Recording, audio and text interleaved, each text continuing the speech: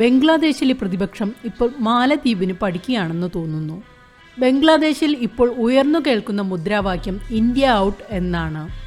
മാലദ്വീപിൽ മുഹമ്മദ് മൊയ്സുവിന് ഇതിലൂടെ അധികാരം ലഭിച്ചതു മുതലാണ് ഇങ്ങനൊരു നീക്കത്തിന് ബംഗ്ലാദേശിൽ തുടക്കം കുറിച്ചത്.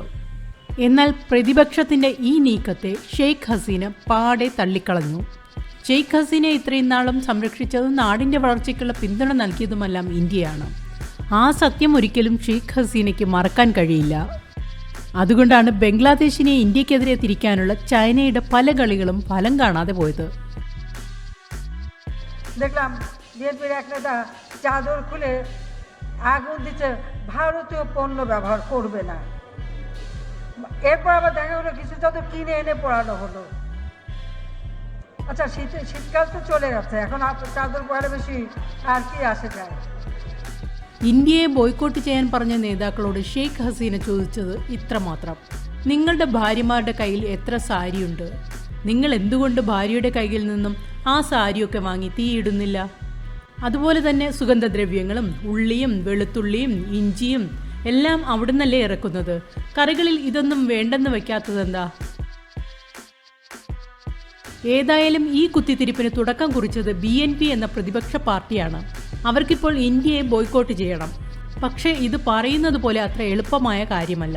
ബംഗ്ലാദേശിന് ആവശ്യം വേണ്ട എല്ലാ സാധനങ്ങളും, സുഗന്ധദ്രവ്യങ്ങളും, എണ്ണയും, എന്തിന് പച്ചക്കറി പോലും പോകുന്നത് ഇന്ത്യയിൽ നിന്നാണ്. അതുകൊണ്ട് തന്നെ ബംഗ്ലാദേശ് പ്രധാനമന്ത്രിയുടെ ചോദ്യത്തിന് പ്രസക്തിയുണ്ട്. ജനുവരിയിലെ ഇലക്ഷൻ മുതലാണ് പുതിയ ക്യാമ്പയിന് തുടക്കം കുറിച്ചത്. ഇത്തവണത്തെ ഇലക്ഷനും ഷെയ്ഖ് ഹസീനയുടെ പാർട്ടി സുഖമായി ജയിച്ചു കയറി. ഹസീനയുടെ ഈ വിജയത്തിൽ പ്രതിപക്ഷം അവരെ മാത്രമല്ല ഇന്ത്യയെയും കുറ്റപ്പെടുത്തുന്നു. ബംഗ്ലാദേശ് പ്രതിപക്ഷം ഇലക്ഷൻ സ്വയം ബഹിഷ്കരിച്ചതാണ്. അപ്പോൾ ഇതല്ലാതെ എന്ത് റിസൾട്ടാണ് അവർക്ക് കിട്ടാൻ പോകുന്നത്? BNP പണ്ട് മുതലേ ഇന്ത്യ വിരുദ്ധ നിലപാട് പ്രകടിപ്പിക്കുന്നവരാണ്. ഇപ്പോൾ അവരുടെ മുദ്രാവാക്യത്തിൽ അല്പം വ്യത്യാസം വന്നിട്ടുണ്ടെന്ന് മാത്രം. അതിനവർ മുഹമ്മദ് മൊയ്സുവിനോട് നന്ദി പറയണം. മാലദ്വീപിൽ മൊയ്സു തെരുവിലിറങ്ങിയാണ് ഇന്ത്യ ഔട്ട് നിലപാടുമായി ആളെ കൂട്ടിയത്. ഇലക്ഷനിൽ അവർക്കത് ഗുണകരമാവുകയും ചെയ്തു. പക്ഷെ ബംഗ്ലാദേശിൻ്റെ കാര്യത്തിൽ അല്പം വ്യത്യാസമുണ്ട്. ഇതൊക്കെ പ്രൊമോട്ട് ചെയ്യുന്ന നേതാക്കളെല്ലാം അങ്ങ് വിദേശത്തിരുന്ന് ഓൺലൈനിലാണ് ഇതൊക്കെ നടപ്പിലാക്കുന്നത്. $16 ബില്യൺ വ്യാപാര കരാറാണ് ഇന്ത്യയും ബംഗ്ലാദേശും തമ്മിലുള്ളത്. അതുകൊണ്ട് ബംഗ്ലാദേശ് ഗവൺമെൻറ്റിന് ഇന്ത്യയെ നിസ്സാരമായി തള്ളിക്കളയാനാവില്ല. ഇന്ത്യ ഔട്ടും വെൽക്കം ചൈന ക്യാമ്പയിനുമായി അധികാരത്തിലേറിയ മൊയ്സു ഇപ്പോൾ മാലദ്വീപിന് കടാശ്വാസം നൽകണമെന്ന് പറഞ്ഞുകൊണ്ട് ഇന്ത്യയുടെ കാല് പിടിച്ചുകൊണ്ടിരിക്കുകയാണ്.